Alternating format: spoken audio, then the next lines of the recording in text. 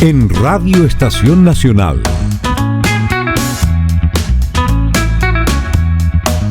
Página de Teatro, un programa de la revista Sachs. Página de Teatro, entretención y cultura. Preparado. Guillermo dirige. Ya, ahora empezamos con el todo. Señor director. Saludamos a Guillermo con mucho cariño, que está ahí detrás de la cámara. Bienvenidos a un capítulo más de Página de Teatro. Hoy día tenemos la suerte de estar nuevamente en este café literario del Parque Bustamante de la Municipalidad de Providencia, un lugar maravilloso, tal como lo mostramos la vez anterior, con una temperatura más que agradable en este Santiago que se incendia cada vez un poco más, hoy día más que nunca. Ya lo vamos a conversar. Tenemos una tremenda invitada en el día de hoy, salvaje, fantástica, déjame tocarte.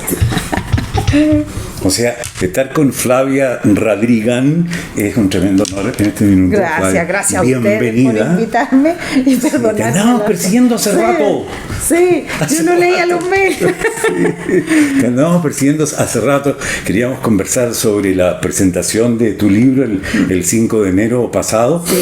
Sí. Pero antes de meternos en el cuento y antes de viajar en esta conversación, sí, con el hoy y el ayer, en este viaje maravilloso que nos permite la vida, es preguntarte una cosa directamente a ti como autora de cuentos, como dramaturga.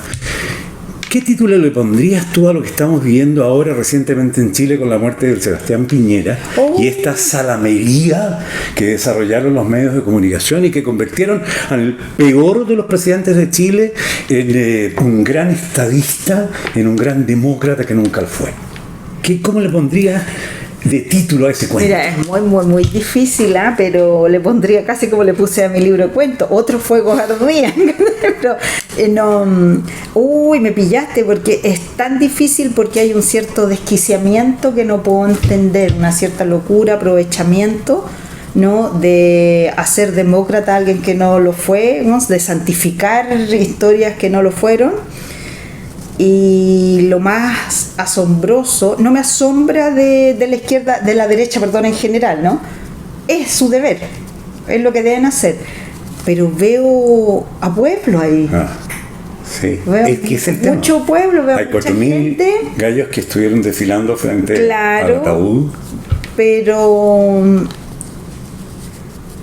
es terrible, yo no sé cuánto nivel de conocimiento tiene esa gente. Si son las primeras apreciaciones, si han leído algo, si han tenido una perspectiva de algo, ¿no?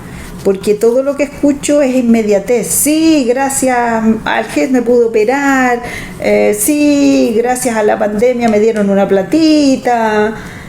Son todo chayas, dulces, ¿no? Sí. Para maní por el mono, sí. Entonces agradecen el maní. Sí, porque yo en algún minuto, Flavia, me sentí como que estaba en un mundo paralelo. Yo me preguntaba, veía los canales de televisión y decía, ¿dónde y cuándo pasó eso que yo no estuve ahí?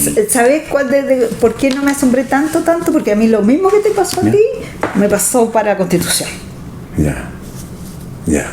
Cuando vi el rechazo, yo dije... El 4 de septiembre aquel. Sí. No entiendo que alguien me explique, no puedo creer. También vivía en un mundo paralelo, creyendo que estábamos todos de acuerdo, creyendo que era mucho más largo, iban a haber conversaciones, iba a haber debate, iba a haber que informarse, iba a haber que leer, iba a haber que conversar. Iba a que aprender a dialogar para llegar a un acuerdo. Estaba feliz, yo estaba muy feliz, porque estaba apareciendo un nuevo léxico, una nueva forma de ver, un país mucho más abierto, desarrollado. Yo hice casi un paralelo a cuando asumió Allende democráticamente. Claro. Noticia mundial. Fuimos capaces de eso. Y no. Y gana el rechazo. ¿Qué te pasó ahí? No, me moría y dije, no vale la pena, no milito nunca más en mi vida.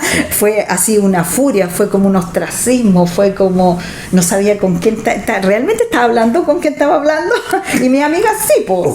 Ocurre. Mira, ahora en este caso particular, yo me metí a revisar los archivos del 2019, las publicaciones, los comentarios de periodistas que le hicieron bolsa a Sebastián Piñera. En aquella época por los derechos humanos, por los 3.000 y tantos heridos, por los 400 y tantos que terminaron sin ojos en esta batalla campal, y que lo destrozaron a través de los medios de comunicación, y hoy día esos mismos rostros, hablando del gran estadista, del gran líder, esos mismos rostros. Sí, pues el título sería La carambola, ¿no? Claro. La bola 8, la bola 8 la vamos a poner porque sí. Claro, porque no, yo veo eso, pero como te digo, fue tanto mi pena, mi dolor. Yo tengo amigas que me decían, no pensé que iba a llorar de esta manera, ni por esto. Y era verdad, si uno tenía mucha frustración, era como volver a esa militancia oscura, sola, sórdida, así, forrando el título del libro. No sé, era bien triste. Entonces, al ver esto, uno dice, el libre mercado ganó.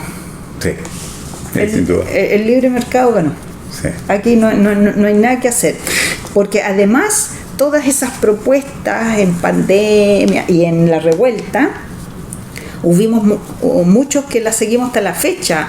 No entramos a un mall, compramos ropa en otros lugares, amigos. Había una cierta consecuencia con un grupo de amigas, amigos que yo tengo, muchos súper consecuentes al respecto. Sabéis que hay que despertar de esto, vamos patatí patatá, como te digo. Y no valió nada nuestra migaja, nada.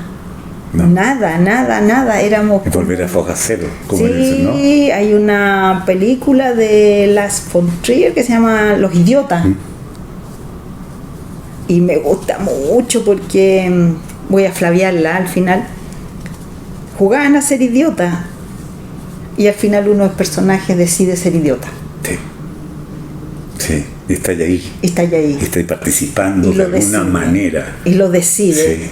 Sí. Y Salvaje. El país de los idiotas. El país de los idiotas. Buen título. El país de los idiotas. Buen título. Este es el país de aunque los uno no lo quiera reconocer, aunque hayan argumentos que la derecha va a esgrimir o que la izquierda, este juego tan macabro entre derecha y izquierda, y que en realidad dejó de existir hace mucho tiempo, pero no nos vamos a meter en el tema político. Vamos a volver sobre lo que es la dramaturgia, porque tú estabas trabajando en esa época, precisamente tú estabas escribiendo y te cambiaron el escenario. Total y absolutamente. ¿Te cambiaron? ¿Otros fuegos ardían? Sí, me cambiaron el escenario por varias razones. Primero porque no se dio más teatro, mucho tiempo, ¿no? Revuelta y pandemia. Revuelta y pandemia. Catástrofe. Fue 2 para 3 años. Claro. Entonces, una de las ventajas que tenemos los que lo escribimos, los que querían escribir, era que podían seguir haciéndolo. Pero también con la tristeza de saber que eso vendría a tener rédito 3-4 años para adelante. Entonces decidí tener otra mirada, también muy relacionada con mi padre. Perdona que va a hacer un paréntesis. Dale. Yo siempre escribí narrativa al principio, y como todo escritor de los 80, empecé con la poesía. Poesía narrativa. Y mi papá me leía mucho hasta que un día me dice, si no escribís teatro no te leo nunca más. Él te puso la... Claro. Entonces ya le dije, hagamos talleres. Y partimos a finales de los 90 con los talleres, de ahí empecé con teatro. Y como que la narrativa... Perdón, pero tú estuviste en la universidad, estudiaste dramaturgia. Teatro, no, yo estudié arte. Estudiaste arte, ya, perfecto. Entonces, que no terminé. Me echaron. Entonces... no, si todo esto fue una vía de comunicación, la cosa de la escritura con él. Porque, ¿sabéis por qué no fue nada sorprendente? Porque desde chico mi papá nos relacionó con los libros. La primera relación era cuidarlo, porque él vendía libros antiguos. Entonces era pegarlo, lijarlo, pescar goma, borrarle las letras, restaurar el libro. Entonces primero hay un amor por el libro en sí como objeto. Y mi papá jugaba eso, ya cuál es el libro más malo, y ese le hacía un hueco así y lo ponía el cigarro, el encendedor. Entonces era el amor. Entonces siempre leímos. Entonces para nosotros no era novedoso leer o andar con un libro. ¿Me entiendes? Fue parte de... Antes que sigas, quedarme con esa, me quedó la imagen maravillosa de mi padre nos veía como libros. Juan podía leerlos a ustedes, podía sentirlos como el papel maravilloso y como cuentos, huele. claro, pues como cuentos y como historia y eso, porque nos preguntaba o nos hacía, me acuerdo que una vez se le ocurrió que me aprendiera un poema a la Gabriela Mistral, 3 árboles. Ya. Y tapaba todo, hacía todo un cuadrado y tapaba y dejaba un puro renglón abierto para que yo siguiera. Entonces era toda una experiencia de juego para aprender. Entonces cuando me llamaba me decía, ya Gabriela, ¿me entiendes? Era como eso. Y era como cuando... ¿Te acuerdas del poema? 3 árboles caídos quedaron a la orilla del sendero. El leñador los olvidó. La noche vendrá. Los reviviré en mi corazón. Yo hasta ahí llego. Pero me acuerdo que me hacía repetir todos esos poemas así. Y me hacía hacerlos. Entonces, tengo esos recuerdos plácidos. Entonces, la lectura y la conversación de los libros siempre no fue algo que surgiera de repente, ¿no? Y nos quedamos en esta presión de Juan que te dice, si no escribes teatro, no te leo nunca más.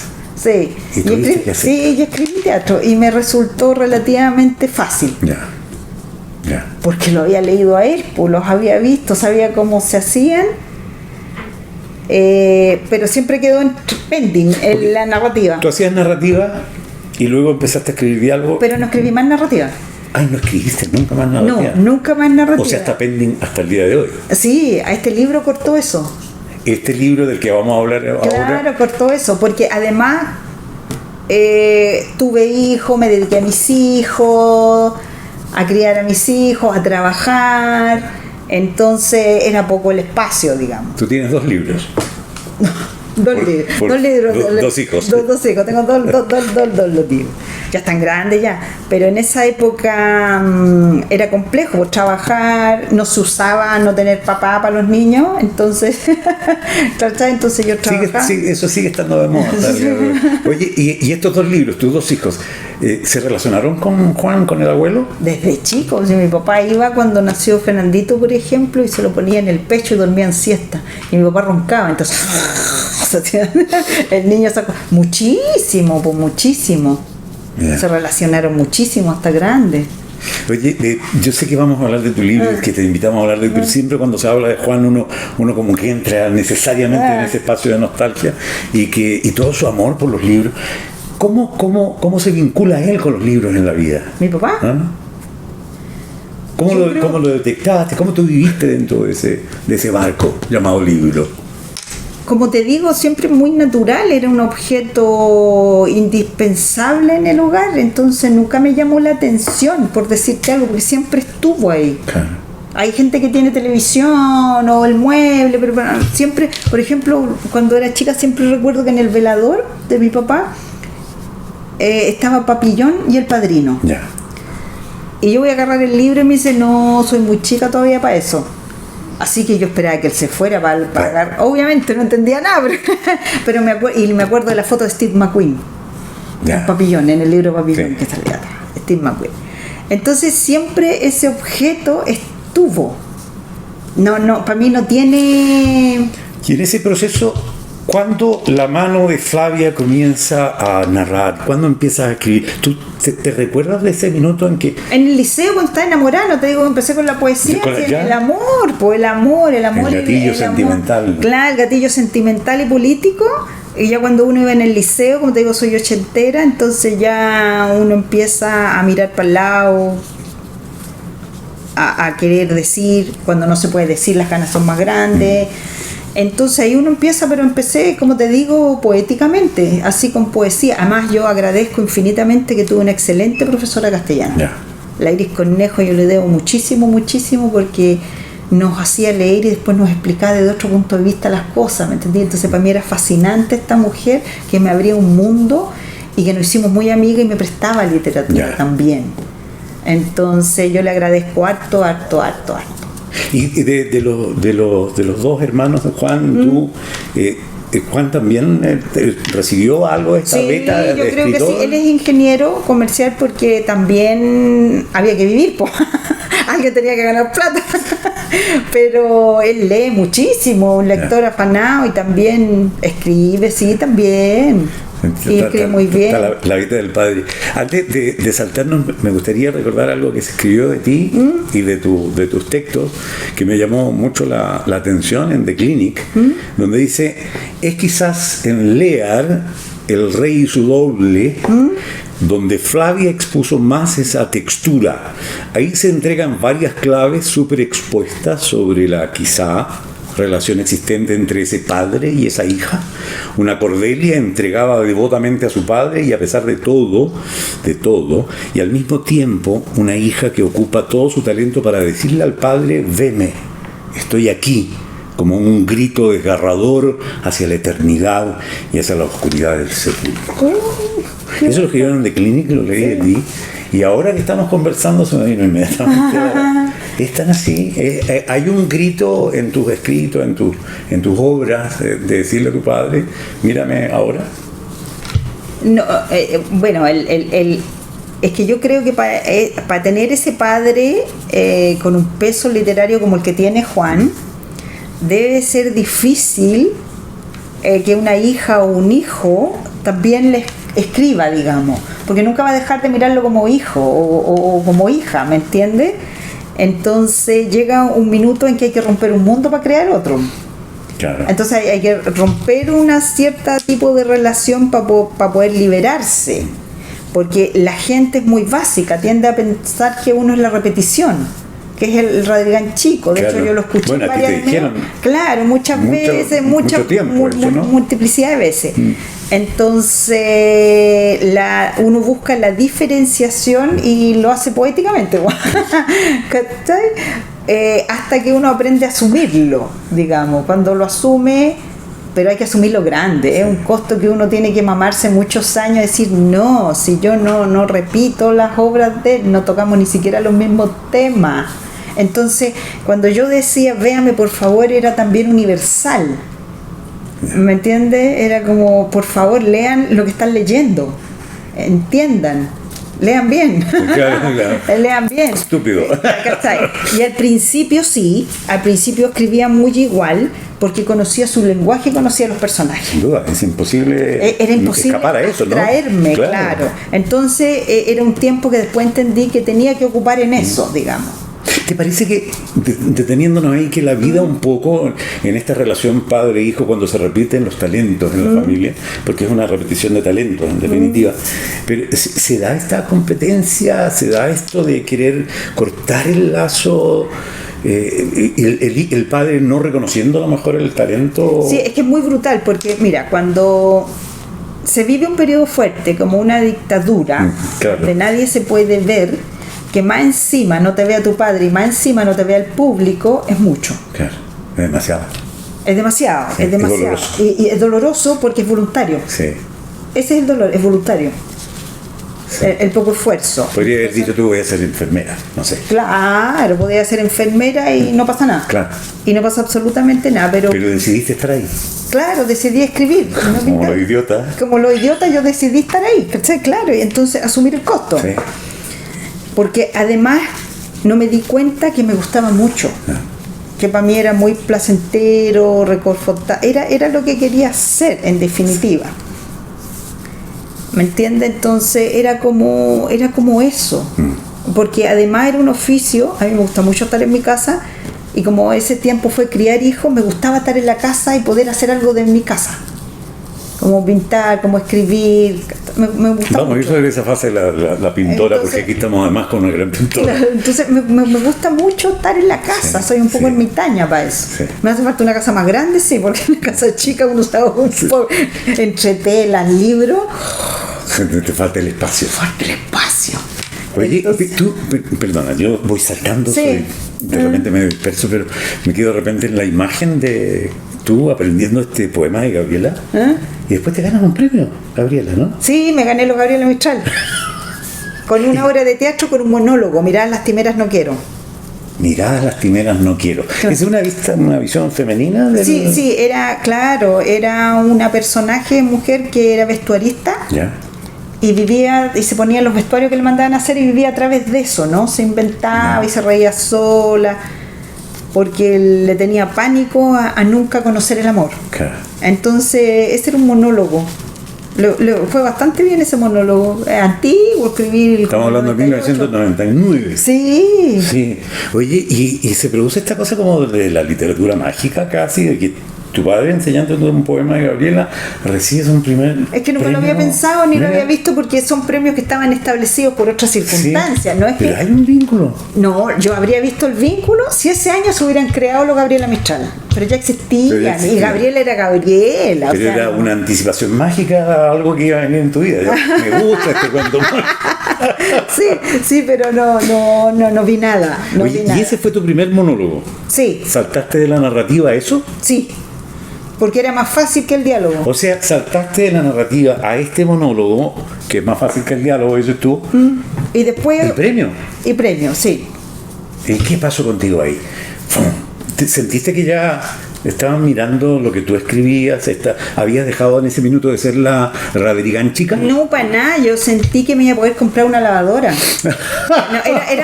Era más básico el mundo, como te digo, porque como yo iba a los talleres con mi papá y él es muy apoyador, sumamente apoyador, no significaba ganarle, no significaba para nada eso. Si él fue a recibir el premio, entonces era como, vamos bien, qué sé yo, vamos a comer unas papas fritas y todo. No significó en ese momento, no, más adelante fue eso, más adelante, cuando de repente uno se para y dice, uy, esto lo estoy haciendo en serio. No lo estoy haciendo porque estoy en un taller con él, ni porque, sino cuando uno se sienta solo y de repente quiere escribir eso y escribe sin taller, sin nada. Sí. Ese es el momento mágico. Ya. Oye, pero Juan, ¿cuáles fueron las palabras de él cuando tú empiezas a figurar? Bien, no, todo solidario, súper bien. No, todo era buenas palabras y entretenido y bien. No, él le encantaba. Oye, está re buena esta tertulia. Sí, está re buena esta tertulia. Vamos a volver sobre el otro fuego Adrián, de todas maneras. Pero vamos a hacer una pequeña pausa. Tenemos así unos consejitos y ya estamos de regreso con Flavia Radiagán.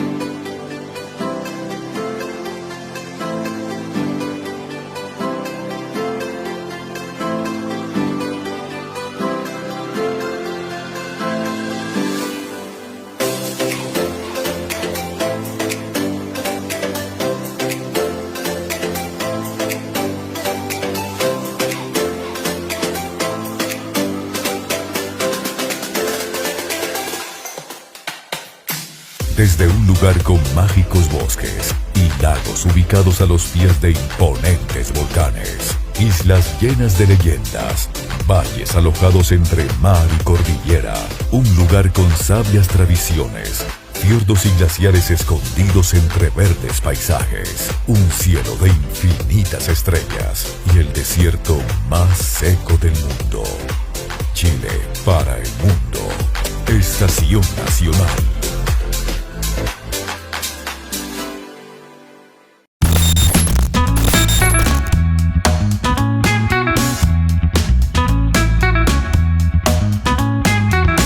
Oye, esta sala está estudiada, mira. Sí. Esta sala es para las reuniones internas. Pero también la prestan para algunas cosas. Lo que pasa es que nosotros bueno que grabamos en la rescatan. sala de Yala otra vez, Ya. pero ahora está ocupada, hacen talleres, renovaron todo este espacio después que fue Sí. destruido el 2019. Eso no estoy de acuerdo. No, porque tampoco. Fue terrible. Este es un espacio Salvaje. valiosísimo. Es tremendo y fabuloso y exquisito y no pasa, nos dijo la Ana María, es fresquito, no pasa frío ni calor. No. Ideal.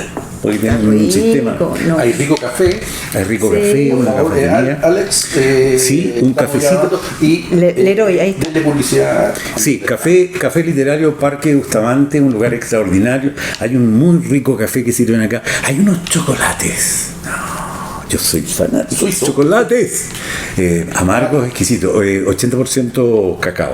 Oye, pero estamos en un momento para mí de mucho agrado con Flavia, conversando de su mundo, de su niñez, de sus primeros años en las letras, de cuando era una enamoradiza polola escribiendo polola. Antigua la palabra, ya Pues lo leemos. casi no la usan esa. No, ni la Mi prueba de hija amor. anda. Claro. Sí, estoy saliendo, Sí. algo. ¿Y en qué estás, hija? ¿Estás pololeando? No, papá, no se pololea ya. Y cambian los tiempos. Oye, y cambian tus tiempos. Y el 5 de enero estuviste en el Teatro del Puente. Sí. Yo estaba en otro lugar, tenía Allá. muchas ganas de ir a Estuvo conocer precioso. estos cuentos, 4 cuentos. Sí. Otros fuegos Ardían. ardían. Esto fue un resultado también del tiempo pandemia, del encierro. Es eso que Pero estabas no trabajando pandemia, revuelta. desde la revuelta. Sí, desde la revuelta. ¿Cuál es el vínculo que hay entre este libro y la revuelta y qué te llevó a hacer este volumen? Ya, primero varias cosas. Que la memoria es feble, así que voy a saltar. Cuando decretan toque de queda, el día que decretan toque de queda, a mí me dio susto. ¿Cierto? Me dio susto, me dio susto, no fueran a salir, me dio susto, era para. Y mis hijos se reían, me decían, no pasa nada, no pasa nada, no pasa nada. Fue un toque que queda medio raro, sí. Fue extrañísimo, Sí. porque yo tenía susto. Por y el sentí recuerdo. Exactamente. Y me vinieron recuerdos, y me vinieron miedos, y historia, ¿no? Gente que no volvía nunca más, amigos que no volvía a ver, que sé yo, el toque de queda fue terrible, terrible, terrible. Entonces me preguntaba qué pasa ahora. Me empecé a preguntar. Bueno, y una noche del toque de queda aparece una niña con un cultrún y empieza a tocar el cultrún y da vuelta a toda la calle, y da vuelta a toda la calle todas las noches. Y yo le decía a mis hijos, esa niña está sola, la van a matar, está sola, es toque de queda. Como vieja loca, pues Sí. bueno, desde los recuerdos. Y al tercer día bajo y me voy detrás de ella. Imagínate, yo la iba a proteger. El ridículo más grande del mundo. Nunca le pasó nada, nunca pasó ¿Y tú nada. ibas detrás de ella? Y yo iba detrás de ella, así, por el frente. Porque la llevabas el ritmo del control. ella con un culto Ya. y seria, y la cabra relajada, preciosa, valiente, sola, salió de su casa con un cultrún y tocaba. Nunca la voy a olvidar, incluso ella estaba en un cuento, pero lo tuve que sacar porque se me desviaba el cuento, Ya, nada más. ok. Que Merece un cuento aparte. Ella merece un cuento. Y ahí descubrí o entendí que realmente lo que me interesaban son estas historias paralelas, lejanas, y de repente empezaron a aparecer, que en Franklin, que allá, que acá, porque me llamaba la atención porque aparecen cuerpos colgados, calcinados en los supermercados, ¿qué está pasando aquí? Como a todos, en rigor, como a todos. Y viendo que ocurrían, que todo se centraba ahí, pero que nadie entendía nada. Ajá. Si tú me preguntas, nadie entendía nada. Uno recibía un llamado, está quedando la cagada, se toma el metro, se quedamos los 5 micros, ¿qué está pasando? Sí. Alguien está llamando, y le digo a mis hijos, mira, primera vez que hay una anarquía total, organizada, una anarquía organizada, porque aquí no hay nadie llamando a nada, Sí. no hay ningún rostro, no hay nada. Entonces el pensamiento maquiavélico era, o había algo muy grande, o en estricto rigor, funcionó. Estamos en guerra, dijo. Estamos en guerra, pero lo dijo después, porque estábamos no, pero lo primero que salió fue un audio de la señora viuda en estos momentos que decía, vienen los alienígenas. Estaba con trago. Sí, claro, entonces vienen los Y nos van a alienígenas. quitar los privilegios. Nos van a quitar los privilegios, vienen los alienígenas. Sí. Entonces uno decía, no, esto es una broma. Y era real. Sí, y era cierto. Era cierto. Entonces yo dije, ya, aquí es incapacidad, y si no se organizan va a quedar la escoba. Obviamente nadie se organizó, y si se organizaron no se sintió, no se vio. No, pero había una movida inteligentísima que fue el acuerdo de paz, que era para terminar con esta sensación de caos, porque la ley permite la organización de las asambleas originarias, las permite en estado de caos. Sí. Entonces, claro, ¿cómo parábamos el estado de caos? Estamos todos estamos en paz. Estamos en paz. Hicieron esa jugada. Y gracias a eso salió la Constitución. Y gracias a eso se agarraron del tema de la agarraron del tema y la manipularon con la 21.200 Claro. y el pueblo cayó como idiotas. Como idiotas. Bueno, Así es. entonces yo sentía la necesidad de contar otras historias que se mezclaran, que esto fuera paralelo, porque la sensación mía era vivir un mundo paralelo. Claro. ¿Ya? Entonces, de ahí surgen estas ideas que no surgen tan claras. Uno empieza a escribir nomás, empieza a escribir, y además porque la revuelta ocurrió que la gente empezó a hablar, a contar de su pasado, a contar. Muchas mujeres contaron, sí, a mí me abusaron y fue mi tío, sí, a mí me ocurrió.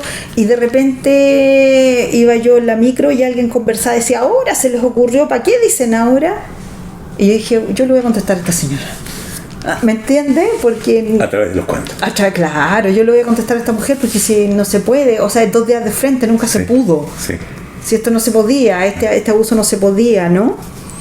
Y ahora se estaba hablando, aparecía un nuevo lenguaje. No son los 30 pesos, los 30 años. Tenía ganas yo de que esto surgiera, como todos, por Claro, la esperanza. sí. Y yo creo que gracias a eso fui escribiendo de alguna manera estos cuentos. Son 4. Son 4. El primero de ellos se llama Miradas lastimeras, ¿no qué? No, esa No, es esa una es tu obra de obra de teatro. teatro. Déjame acordarme, Lucía. Lucía. Lucía, porque yo los entregué en un orden y la editora los puso en el orden correcto. Ya. Lo que me parece encantador, porque uno se enamora a veces, yo quiero porque tiene mucho más que ver con uno, pero no. Sí. El editor sabe lo que hace. Sí. El editor sabe lo ¿Y que cuál era tu favorito ahí? Nelly, un cuento que se llama Nelly. Ya. Y ganó Lucía. Va primero. Pero no importa, va a estar en un muy buen lugar. Pero no era favorito, sino que lo encontraba tan tierno porque ese cuento tiene una historia muy triste. Yo una vez hice... ¿Quién era Nelly? ¿Tú? No, ese cuento está... Porque uno siempre está de alguna manera en lo que ese escribe, cuento ¿no? ese cuento fue un homenaje a una niña, una adolescente que yo le hice clase en Balmaceda 1215.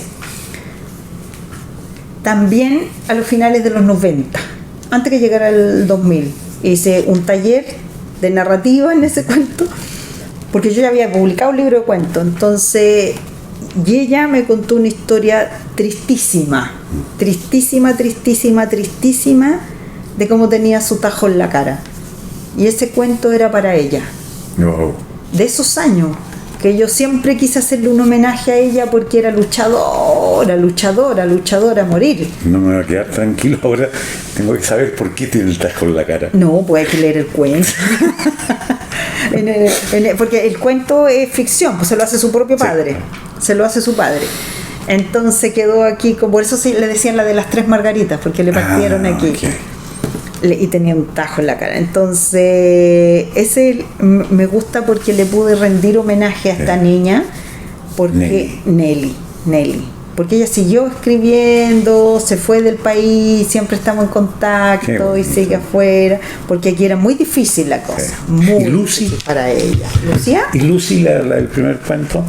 ¿Qué pasa? ¿Qué historia nos cuenta ella? ¿Qué nos trae? ¿Con qué nos vincula? ¿Con qué Mira, nos vinculas todas las tú? historias, porque caché que no leíste el libro. No lo leí. Ya, porque ahí podemos hablar. Todas las historias tienen varios, para mí, pies forzados, que yo no los voy a dejar nunca de tener, que es el lado político, el lado de los detenidos desaparecidos. Sí. Entonces cuenta la historia de esta niña, que sus padres desaparecieron cuando ella los fueron a buscar a la casa, literalmente. Pero su tía, la hermana del padre desaparecido, decide que ella no se vincule nunca en política para que no corra el riesgo de desaparecer, que no se vincule nunca con la izquierda para que no tenga tiempo, ¿no? Pero ella le provoca un mundo de amargura a esa vida, ¿ya? Porque tiene que vivir y sostenerse, igual algo la lleva a entender que el mundo no es blanco y negro, pero la tía nunca dejó ir los viernes a dar vuelta por la plaza, por la Moneda, qué sé yo. Entonces cuenta más o menos la historia de cómo queremos proteger a alguien, proteger a un ser querido, no permitiéndole que haga lo que nosotros hicimos. Sí, eso es muy cierto. Y que termina haciéndolo Los igual. papás hacen eso siempre con los hijos. Siempre cuidando. Pero este es del lado político. Y claro, incluso desde el lado político Claro. uno lo sigue haciendo, pero tú no lo hagas. Claro, tú no lo hagas. Te va a pasar algo. Vas a sufrir. No quiero que sufra, claro. Y fíjate que yo me gustaría llevarlo a un plano, a esta misma situación, se me hace vinculante, como por ejemplo, yo que hablo libremente en mis redes sociales sobre los hechos que marcan a Sebastián Piñera como un delincuente, que son los hechos. Sí. Entonces lo publico y mis amigos cercanos y mis amigas cercanas, ya, le tienes que cuidarte, no digas esas cosas. Sí. Cuídate. Ese sentimiento, miedo, ¿no? Sí, el sentimiento del temor. De eso se trata el cuento, claro. Entonces hay un sentimiento latente de ella ver a su tía sola sufrir y de que la tía no se vaya a meter en nada para que no... Porque finalmente quedaron solas contra el mundo, solas contra el mundo, ¿no? Y entendiendo que su hermano o los padres de Lucía no iban a aparecer jamás. Es salvaje. Claro, entonces todos los cuentos tienen una connotación política. Sí, yo reconozco que no lo he leído. Ya, no importa, pero lo voy a leer de todas maneras, me encantan los cuentos. Oye, pero volvamos un poco más en la historia de tus inicios con esto de la dramaturgia. Tengo aquí los títulos. Miradas lastimeras no quiero, que es el premiado de Lo que importa no es el muerto. Es como a boca el título de lo que estábamos hablando. Claro, lo que importa no es el muerto. Ese fue una obra de teatro que dimos harto, me acuerdo, la dirigió el Marco Espinosa. También, no importa el muerto, si importa quién los mata. De eso se trata un poco. Y las razones. Claro. Aquí lo que importa no es el muerto, ya están muertos. Claro, ya desapareció. No hay nada que hacer. ¿Pero qué? ¿El que lo mató? Sí, pues, ¿qué pasa con ese tipo? Claro. Eso era.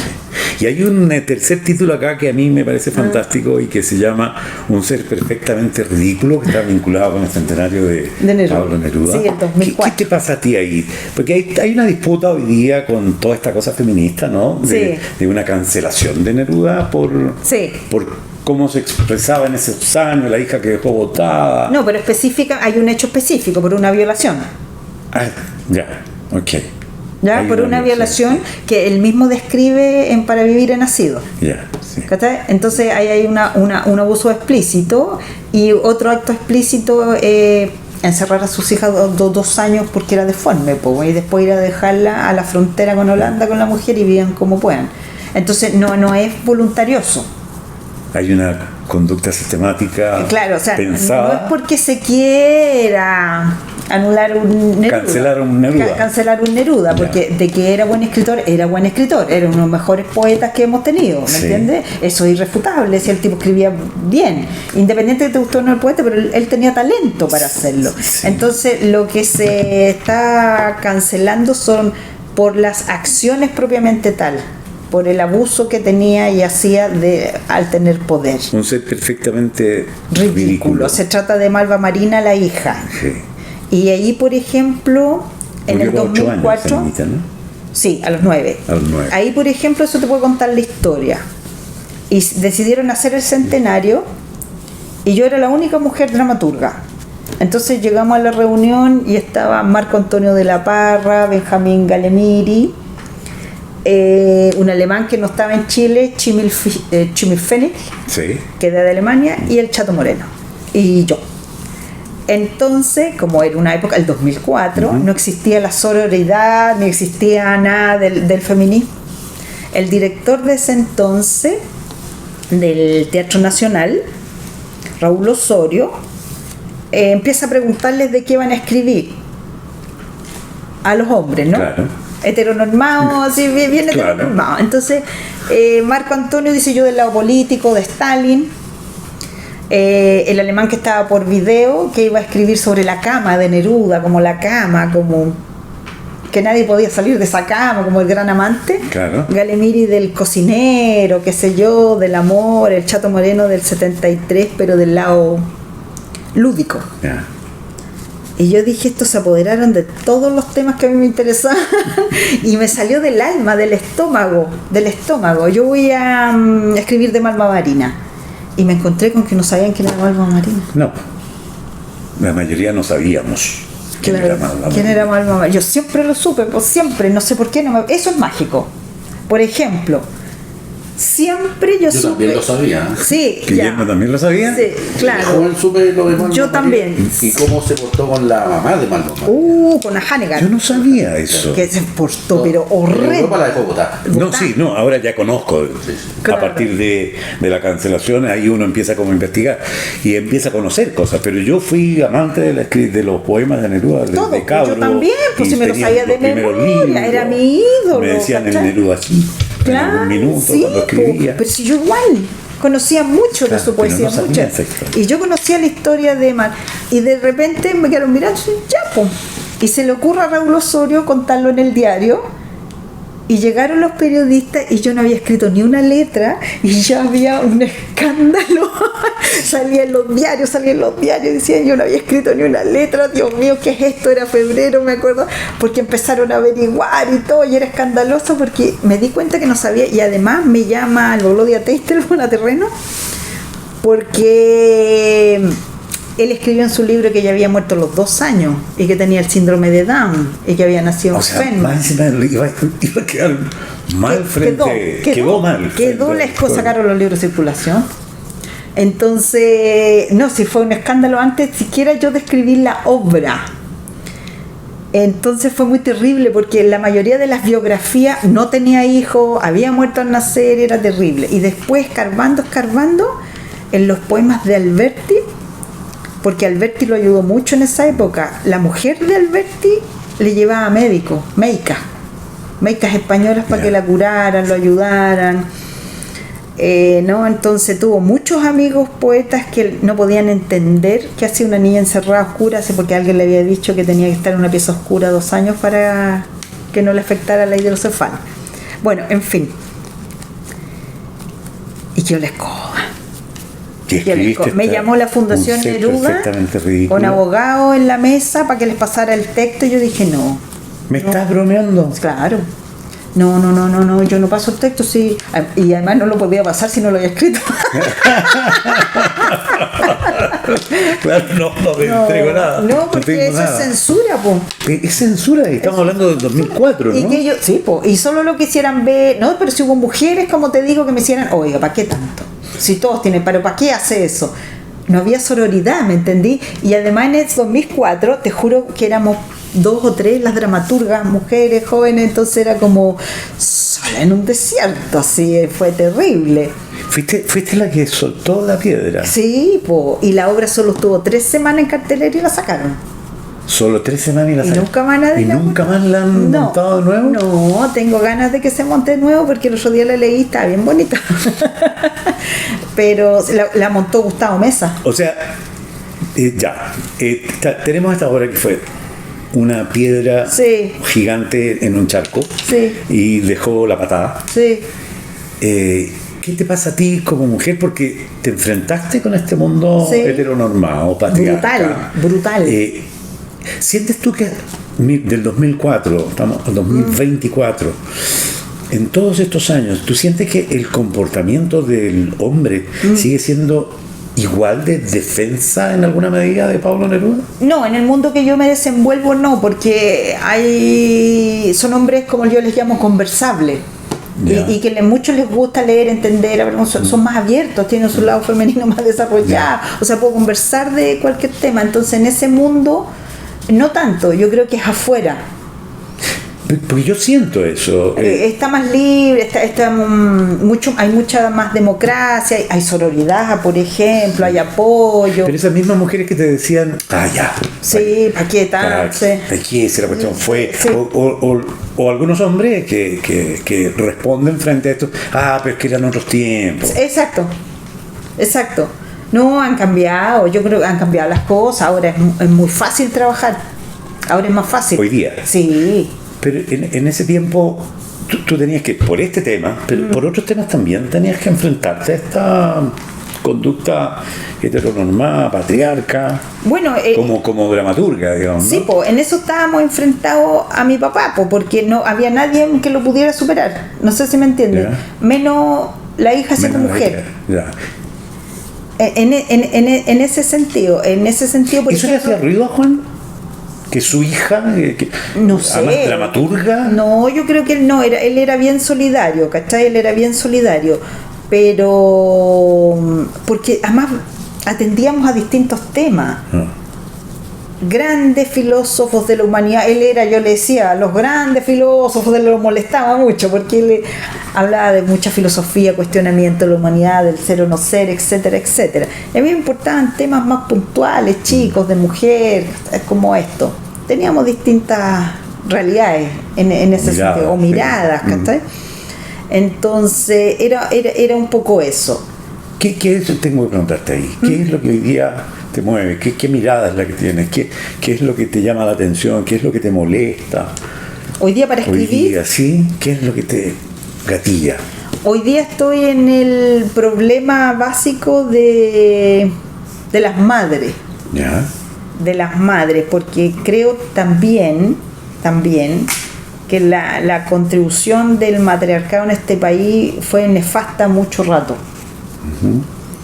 Entonces un poco eso, estoy en ese tema, averiguando, ¿cachai? Averiguando, y el otro tema en que estoy ahora que me complica son las pérdidas de memoria, porque además pertenezco a una generación como la nuestra que la gente se empieza a morir.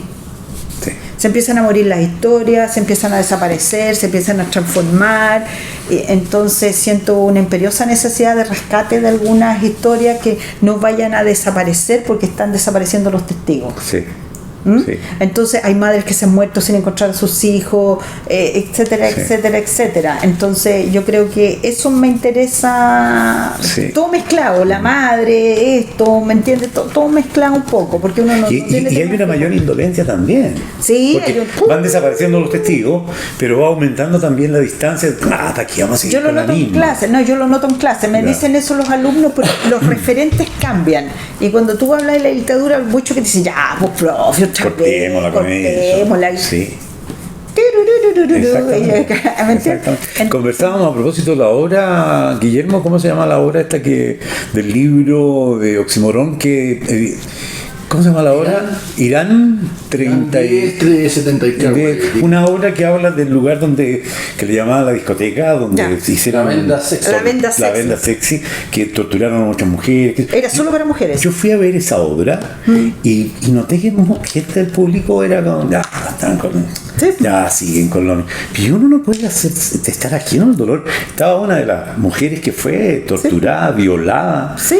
Ahí era donde tenía esta mujer monstruosa, Ahora teniente Olderock. la Olderock, que tenía los perros que se violaban a las mujeres. ¿Cómo puede alguien superar eso? ¿Cómo puede? No, si no se puede, es muy brutal, es muy brutal, es muy brutal. Yo creo que no se puede. Entonces, la pega de un oro es que a mí me da lo mismo que digan eso, yo lo voy a hacer igual. Claro, ¿Me entiendes? Verán otras obras, pues. sí. Vayan a ver otras obras, pero nada, como ver oleaje, ¿cachai? Oleaje también, cuando cae el cuerpo al agua, la encuentran a ella, ¿no? Con sus ojos abiertos. Bonito montaje. ¡Ay, precioso montaje! Yo, Espectacular el por Dios, diseño, la puesta en escena, me espectacular, sí. emocioné, qué cosa más emocionante. Entonces yo estoy en esa onda, no olvidar. No olvidar. El oleaje tiene que ver con el Marta Ugarte. Sí, El mismo cuerpo claro. que encontraron de los que tiraron al mar. Los que Claro. tiraron al mar, sí. O sea, Sí, ni sí, siquiera sí. lo encontraron, fue la que apareció, Sí, sí, el sí. único cuerpo. Y además el impacto que tenían los ojos abiertos. Sí. Entonces era como... Pero es que eso es como una imagen del llamado a no olvidar. Yo creo que el olvidar tiene que ver con no permitirse evolucionar hacia ser un mejor ser humano. Yo creo. no, sí, cuando estoy de acuerdo. tú olvidas, vas a volver a hacer la misma estupidez, la misma idiotez de siempre. Es cuestión de ver hoy día los canales. Pero absolutamente. Entonces, yo no trato de olvidar, pero al mismo tiempo que eso tenga alguna visión artística, digamos, un nuevo lenguaje, una nueva mirada, una nueva forma de narrar. pero no descentrarme.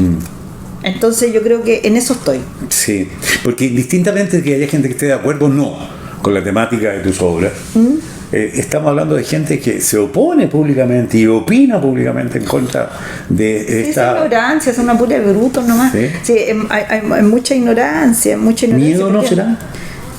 yo creo que más ignorancia todavía, porque, por ejemplo, este chico que iba a venir a cantar al festival, ¿no? No olvida cómo se llama, porque no... El Peso Pluma. El Peso Pluma. Sí, no es censura, es educación. ¿Tú estás en contra de que venga a cantar? No, para nada, porque no es censura. Si no hay que censurar, hay que educar. Exacto. Hay que educar. La gente debe tener opinión al respecto de eso. Tú no le puedes privar de que venga. Sí. Eso censura no. Es muy dictatorial. Es muy eso, ¿no? dictatorial. Eduquen, Claro. eduquen. Mira, claro, porque yo le podría hacer, pero mira lo que canta, escúchalo. ¿Estás de acuerdo con eso? Analicemos y veamos este otro. Aquí hay otra opción. ¿Ah? Sí, sí. Oye, estaba revisando algunos otros títulos de tu obra. El Toño 2022, hace poco. Claro, esa la escribí en pandemia, la escribí para la IEP, que no la han hecho todavía, solamente la hicieron ahí entre profes y alumnos, porque en pandemia ocurrieron estas cosas, ¿no? Que no se podía filmar, no se podía hacer nada, entonces las obras quedaban chiquititas, ya, la vamos a filmar así en distintas partes. ¿Cómo le llamaban a esto? Flujo de personas, ¿no? ¿Cómo se llamaban cuando había una restricción de la cantidad de gente que podían estar? Claro, pero aquí no, porque a uno... Aforo permitido. Sí. Entonces el aforo de la obra era... No, 4. ninguno. Lo filmaban en su casa. Entonces se daba por internet. Entonces son obras que saquen. Y el Toño la hizo el Alejandro Trejo, desde su casa también, filmado, y que era un abuelo que estaba en la cárcel y que recordaba los tiempos aquellos del Perilla, de otro tiempo, y que ahora es distinto. Entonces se trataba en ese tiempo de la nueva forma de delincuencia. De eso se trata el Toño. La nueva forma de delincuencia. Sí. O la nueva escuela. La nueva escuela. Oye, y no me quiero ir de este programa sin preguntarte En el nombre del padre y de la hija del año 2009. Ya. Ese fue un libro que publicamos junto con mi papá, cada uno con una obra que tuviera el pie forzado de la familia, digamos. Y ese libro le pusimos así. Esa fue ocurrencia de él ponerle así. En el nombre del padre y en el nombre de la hija. Claro, y entonces ese fue un libro de teatro. Claro, que teníamos obra y nos ganamos también las mejores obras literarias con ese libro. Ajá. Sí. Yo veo fotos de cuando estabas con tu padre, había una relación muy cercana. Muy cercana, sí, éramos muy amigos. Por ejemplo, teníamos rituales, almorzábamos juntos todos los viernes de Dios. Con mi hermano. Todos los viernes. Sí, con un primo, mi hermano, mi padre y yo, los 4. Nos íbamos al Club Español. El que está en la Alameda. Al Círculo Español. Al Círculo Español. Sí. O a cualquier restaurante que nos juntamos todos los viernes de Dios por año. Sí, y él los fines de semana hacía a mi casa, digamos, almorzábamos juntos, los fines de semana también, con mis hijos, con mi mamá, con todo, sí. Así que era bien cercana. Y estos viernes que él no estuvo más, ¿te pesan? ¿Significan algo para ti? Muchísimo, porque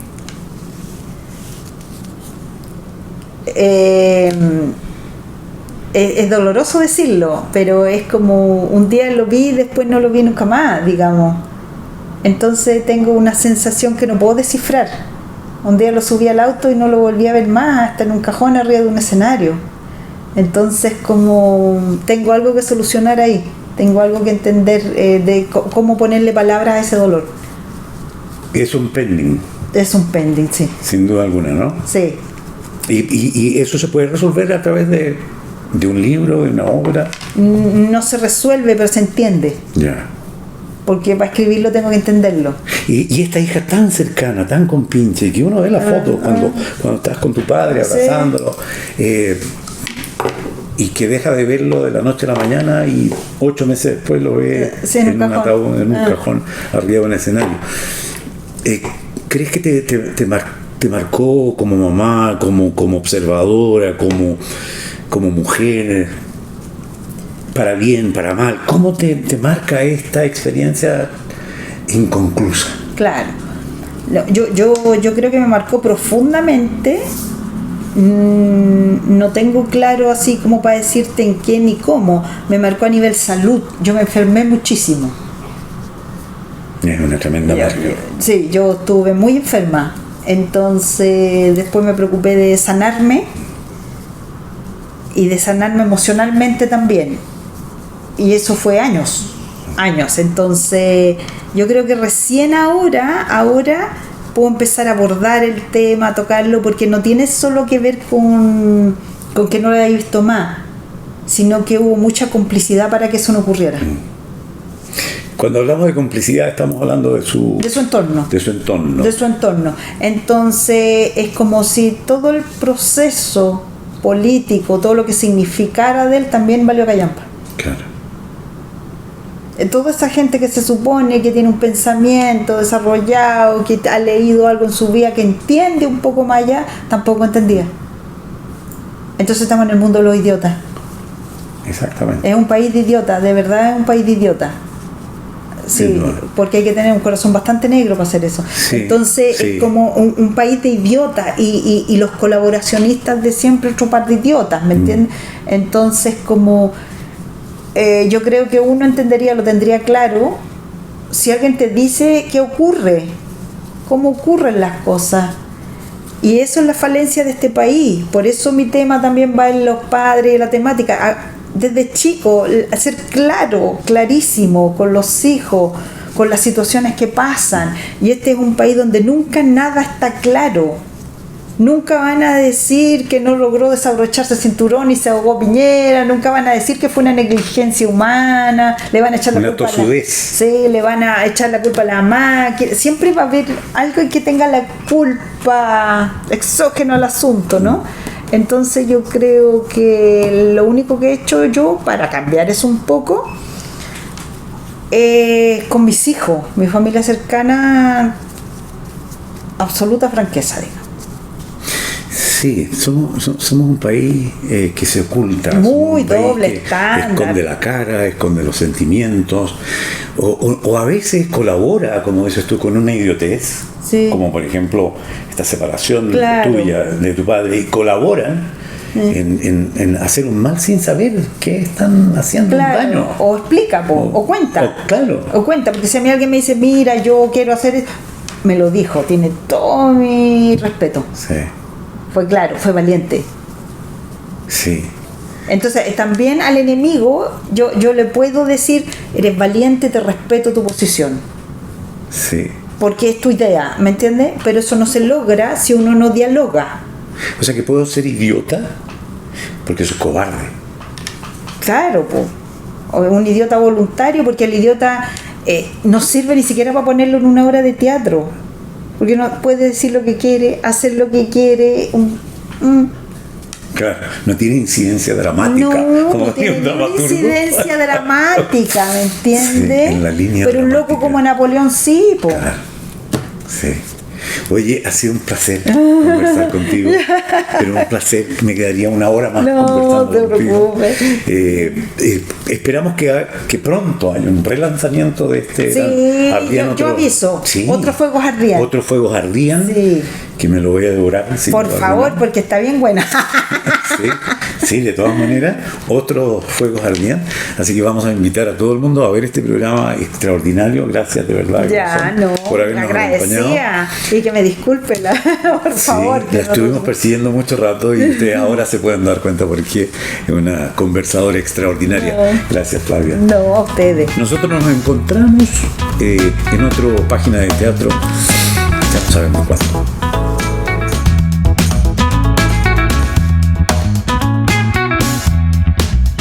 Fue Página de Teatro, un programa de la revista Satch. Página de Teatro, entretención y cultura.